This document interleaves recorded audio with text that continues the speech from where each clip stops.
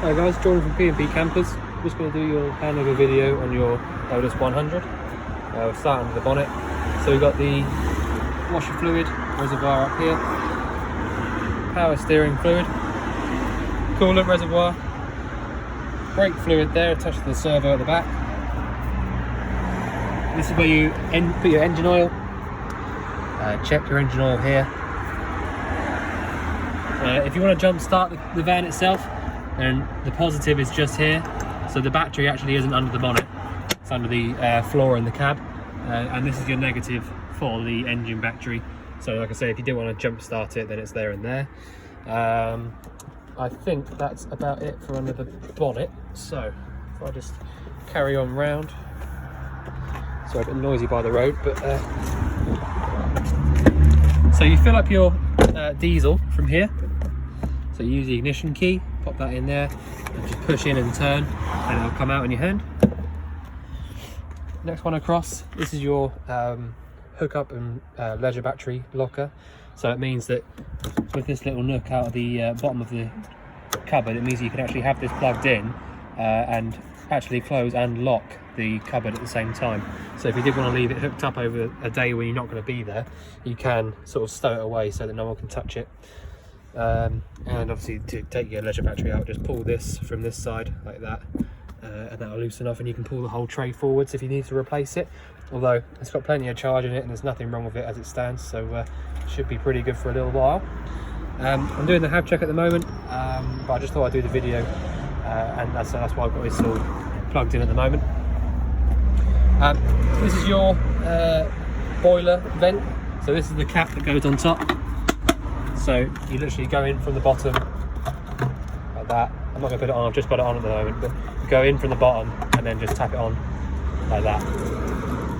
And that's essentially just a sort of a spiner cover, or winter cover, some people call it. Waste drain off is here at the back, next to the step. These two vents here are the back of the fridge. So if you had it on gas, you can put your hand here and you'll feel hot air coming out from the top here. This is the cassette locker. Just need two hands to open that one. So you've got your flush fluid here, which is basically just telling you how much fluid is in it at one time. You can empty that out by pulling it away at the bottom, like so, and then I can't do it now, but you pull down on this and then just lean it out. It will start draining out the entire system. And also, when you are doing that, if you just take this cap off like that, then it will stop the sort of air from getting trapped in there. So take the cap off, turn that, pull it out, and then it'll empty the whole system out. And you can, if you wanted to flush it through, but it's fine to be honest. But so to actually empty the thing out, pull it all the way out. I have lubricated this seal as part of the check, so you won't get any problems with that. All you need to remember is to, when you're obviously emptying out, take it out from this cap, but hold this button down when you are emptying it out, because it's an air pressure release valve, so it'll come out much more, sort of smoothly and nicely if you do so. And to actually take it out, just lift this little bit out and then pull out towards you. The fresh drain is just down here, so that's on the off side, behind the rear wheel. You actually fill up your water from here, which is nice and easy. It's a whale system, so literally you pop the, if you've got the control panel on the inside on, then you pop this in here as far as it'll go, and then pop the cap down, and that locks it in place. And then if you can hear that, there is the pump trying to let water through. So I'll leave that off for the moment. So that's how you fill up your water tank. So you obviously just drop that pump into a big bucket of water like this, and then it'll just drag it through on its own, nice and easy. And then finally your gas locker. You've got space for 2 6-kilo propane bottles, or probably just about 2 7-kilo butane bottles, although you would have to change the pigtail here if you were using butane. It's brand new, although it is, I think they are still dated 2020, but it is brand new, it's not been used. I had to replace it for the old one. So to turn these bottles on, to actually turn it on is anti-clockwise, round to the left like this, and to turn it off clockwise all the way until you feel resistance like that. One tip, well, you don't have to touch anything around here, you can leave that all exactly how it is.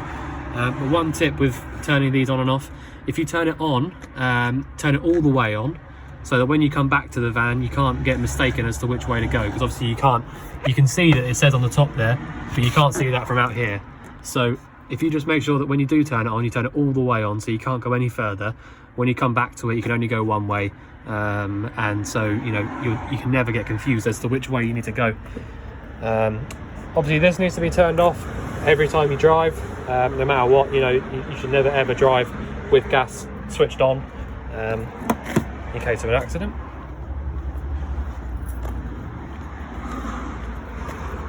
Right, so first off, an Elldis sort of thing that they do on all of their vans is this switch here as soon as you walk in. So this is an isolator for the entire van, the 12 volt side of things anyway. So everything from that leisure battery there, if you turn this switch off, everything via the leisure battery will be switched off. So all the lights, all the ignition, everything.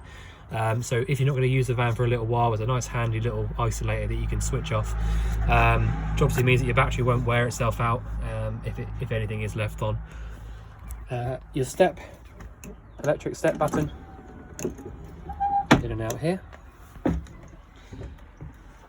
First locker on your right hand side, you'll notice, oh, not that locker, got myself confused there, wrong locker, must be this one. This locker here underneath the oven is your gas isolators. So the top one is the fridge, middle one is the stove, and the bottom one is the oven and grill. So if you were away on holiday, for example, and you felt that you weren't happy with one of the appliances, then you can switch off the gas supply from there and carry on with your holiday if you're worried about something. Obviously get in touch with us, but that's how you can do it if you are away already. I'll just run you through how you use your three-way fridge. So it's really, really easy to use. So if you are hooked up like we are at the moment, then if you want to cool the fridge down via that, so the hookup, you just turn it to the first one there, and then currently that means if you're hooked up and you're aiming towards that, then it means that the fridge is cooling down via the cable, which I have checked, so we can check how many amps are being drawn at one time. So that does draw amps, and I have on the hab sheet on the second page, I have written out how many amps and how much each appliance uses on the electric side of it. The next one down, it's just got a battery, so that means that via your leisure battery, or in other words via the engine, as you might want to call it. So this will only work like this when the engine is running, all right, and it won't get the fridge cold on its own. So you have to get the fridge cold either on the electric or the gas first, and then use the 12 volt for when you're driving. So for example, if you want to cool the fridge down first the night before on gas or electric, then get everything inside the fridge nice and cold. By the time that you go to leave, then if you then put it onto 12 volt here, when you're driving, when you get to wherever you're going, everything will still be freezing cold in the fridge. So that's the way that works. And to use your gas, you flick down, and I can't do it with one hand, but you need to push in here and then click on the right.